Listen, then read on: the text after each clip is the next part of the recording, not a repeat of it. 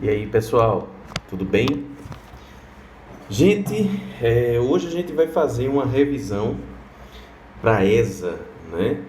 Ah, Fazendo uma revisão aí da parte do período imperial do Brasil, tá bom? E aí a gente tem que remeter ali ao final do período colonial. A gente vai lembrar da vinda da família real portuguesa para o Brasil.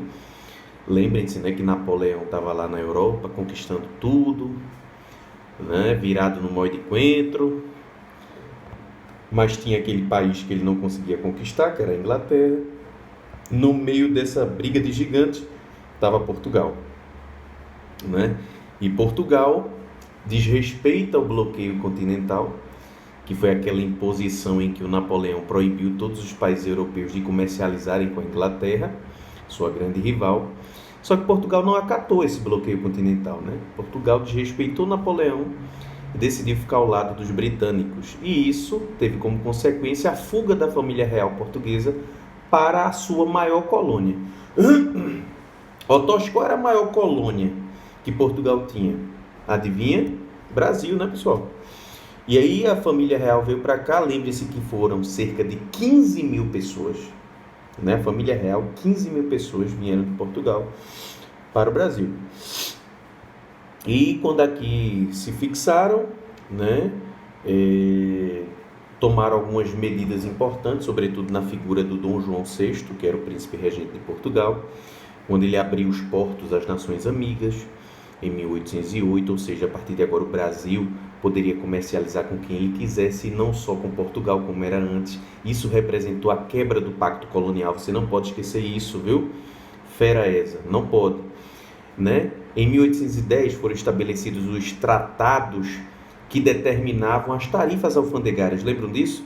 Inglaterra pagava 15% para que seus produtos entrassem aqui, Portugal pagava 16% e os demais países 24%. Né? O Dom João trouxe muita coisa boa para o Brasil. Né? Ele modernizou o Rio de Janeiro, ele criou o Banco do Brasil, ele criou o Jardim Botânico, ele trouxe o primeiro curso de engenharia, de medicina, direito e tal. Né? Ele criou a imprensa régia, a biblioteca real. Então, assim, ele fez muita coisa legal, né, durante o período em que esteve aqui, ou seja, de 1808 a 1821. Só que a gente tem que lembrar que ele fez tudo isso no Rio de Janeiro. E, de certa forma, o resto do país ficou meio, né, esquecido. Dentro desse contexto, tu não pode esquecer que entra Pernambuco, Revolução Pernambucana de 1817, objetivo proclamar uma república em Pernambuco. Lembrem-se que esse movimento conseguiu, durante 75 dias, né, ficar independente, ou seja, Pernambuco se tornou um país durante 75 dias, um pouco mais de 2 meses, né? E a Revolução Pernambucana 17 foi o último grande levante antes do processo de independência. Não esquece disso. Em 1821, forçado pela chamada Revolução do Porto, né, o Dom João ele é obrigado a deixar o Brasil, deixa seu filho aqui, o Pedro, e é justamente Pedro que vai proclamar a nossa independência no dia 7 de setembro de 1822. Lembre-se que essa independência ela não foi aceita, né, por todo o território brasileiro, porque havia muitos portugueses aqui, vivendo aqui no Brasil, e esses portugueses não queriam, né, que o Brasil deixasse de ser colônia, que o Brasil se tornasse independente. Muitos deles queriam que o Brasil continuasse sob o domínio de Portugal.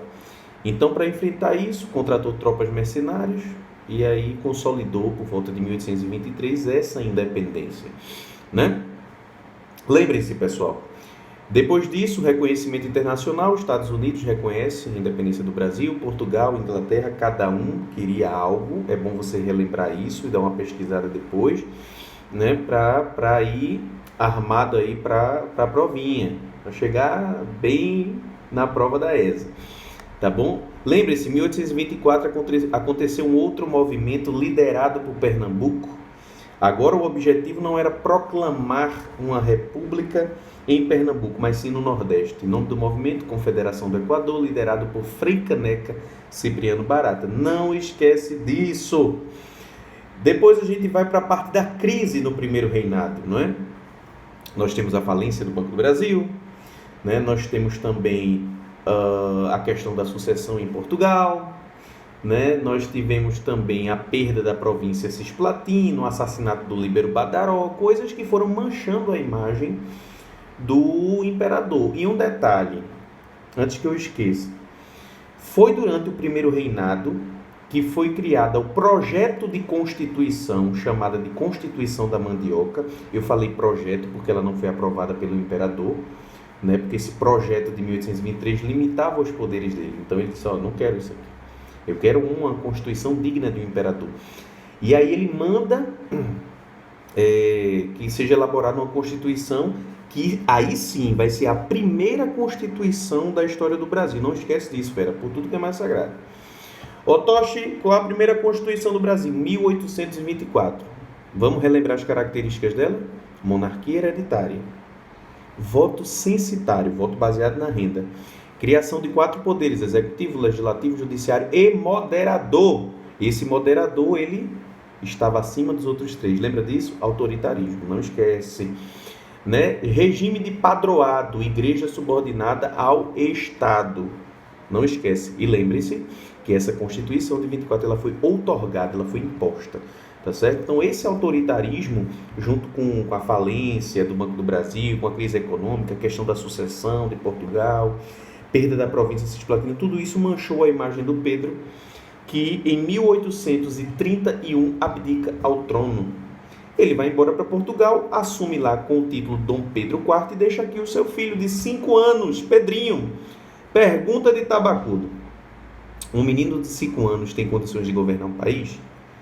Eu acho que não, Otoshi. Mas o que é que dizia a lei? Vamos para o que diz a lei, o que é que a Constituição de 24 dizia. Ela é muito clara. Se o rei morre ou abdica ao trono, seu filho deve sucedê-lo. Não é monarquia hereditária? É. Só que se for de menor, né, o filho for de menor, então o Brasil deve ser governado por regentes, ou seja, por representantes, por políticos, até que ele atinja a sua maioridade. Então, diante disso, iniciamos o chamado período regencial, que vai de 1831 a 1840, período extremamente conturbado, não é? Porque vão eclodir várias revoltas durante o período regencial. Vamos relembrar quais: cabanagem no Pará, Sabinada na Bahia, Balaiada no Maranhão, Malês na Bahia e Farroupilha no Rio Grande do Sul e Santa Catarina. Então foi revolta estourando tudo que é lugar no Brasil. Lembrem-se, tivemos aí 4 regências, tá? Regência trina provisória, regência trina permanente. Depois tivemos a regência una de Feijó e depois tivemos a regência una de Araújo Lima. Nessa época, havia uma disputa muito grande entre 3 grupos políticos: os restauradores, aqueles que queriam a volta de Dom Pedro, né, para o Brasil, os liberais moderados, que queriam que o Brasil fosse governado por um rei, mas sem absolutismo, como era o Dom Pedro, né? O Pedro era um monarca absolutista. E os liberais exaltados, que não queriam nem a volta de Pedro e não queriam monarquia governando o Brasil, queriam uma maior liberdade para as províncias, uma maior autonomia para as províncias. Tá bom? E aí, depois disso, né, o Pedro morre em 1834, então os restauradores não tem sentido de existir, não é verdade? Se eles queriam a volta de Pedro e Pedro morreu, eles vão querer o quê? Que Pedro venha do inferno? Não pode, né? Os restauradores, morreu. Os liberais moderados se subdividem em 2, progressistas e regressistas, e depois os progressistas se tornam o Partido Liberal e os regressistas se tornam o Partido Conservador. Partido Liberal, liberdade, maior autonomia para as províncias. Províncias é o que vocês chamam hoje de estados, tá? Já o Partido Conservador, o próprio nome diz, eles queriam conservar, manter do jeito que está, ou seja, o poder centralizado, tá certo? Então, o período regencial é um período de extrema instabilidade e de disputas entre liberais e conservadores. Depois dá uma revisada aí, lembrando que todas essas aulas, tá? Primeiro reinado, período regencial, segundo reinado, estão disponíveis, minha gente, no meu canal no YouTube. Então, quem quiser dar aquela revisada legal, detalhe por detalhe, custa nada. Vai lá no meu canal, Marcos Otoshi, no YouTube. Eu vou rever a aula de primeiro reinado. Ah, eu vou rever a aula de regência, vou ver o segundo reinado, tá tudo lá, tá certo? Indica para os amigos também, tá bom? Não custa nada. E aí, minha gente, finalmente em 1840, o Partido Liberal vai liderar aí o chamado golpe da maioridade, onde Pedro, com apenas 14 anos, ele é coroado imperador do Brasil. Poxa, Tocha, então ele não chegou a atingir a maioridade, não. Por isso foi um golpe, o golpe da maioridade. Ele foi colocado no poder antes do tempo, tá certo? E aí iniciamos aí o segundo reinado, para a gente fechar essa revisão. No segundo reinado, de 1840 a 1889, pessoal, vê quanto tempo? 49 anos, né? De 1840 a 1889, são 49 anos aí que Dom Pedro II esteve no poder. Período esse em que a economia é marcada pelo café, né? O café ali que foi plantado no Vale do Paraíba, no Rio de Janeiro, em Minas Gerais, em São Paulo, vai ser a base da economia brasileira, viu, pessoal? Diferente do período colonial, né, que tinha cana-de-açúcar, depois foi para o ouro e tal, o café vai ser a base da economia. Lembre-se também que durante o período do segundo reinado a gente vai ter um surto industrial. Vamos ter aí a Era Mauá, o Irineu Evangelista de Souza, o Barão de Mauá, que vai ser um grande empresário que vai investir na área de gás, na área de transporte, na área de comunicação, né, ferrovias e por aí vai, mas que vai falir de certa forma, porque os seus empreendimentos vai ter como concorrente somente a Inglaterra. Quando a gente fala de segundo reinado, lembre-se das leis abolicionistas, Lei Bill Aberdeen, Lei Eusébio de Queiroz, Lei do Ventre Livre, Lei dos Sexagenários e finalmente a Lei Áurea. Poxa, eu não lembro não, vai olhar minha aula lá completa, tá certo? O processo de abolição da escravidão. Como se deu? Você tem que saber essas leis abolicionistas e o que cada uma determinava. Depois disso, tu não pode esquecer que durante o segundo reinado, aquela disputa entre liberais e conservadores continuava, só que é o seguinte, o discurso deles eram diferentes. O que é que o liberal defendia? Maior liberdade e autonomia para as províncias. Os conservadores queriam manter tudo do jeito que estava, mas quando eles chegavam ao poder, eles se comportavam basicamente da mesma maneira.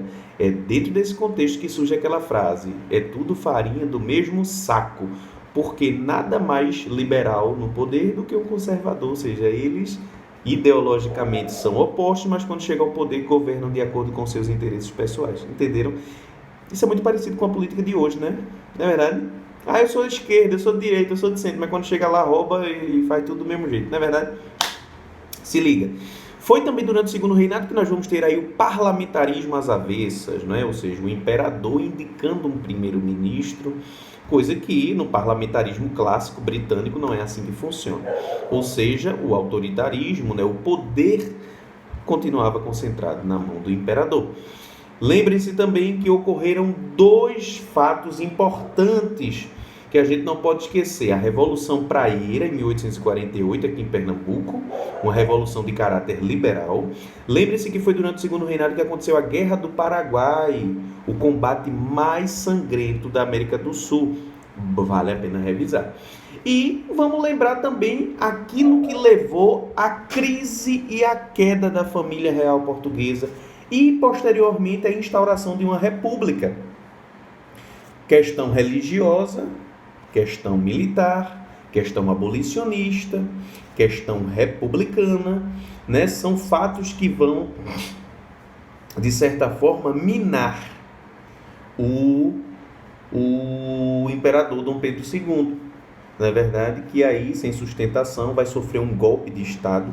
A proclamação da República, minha gente, que aconteceu no dia 15 de novembro de 1889, foi um golpe de Estado. E a família real portuguesa foi tirada do poder, teve que ir-se embora, pegar o beco.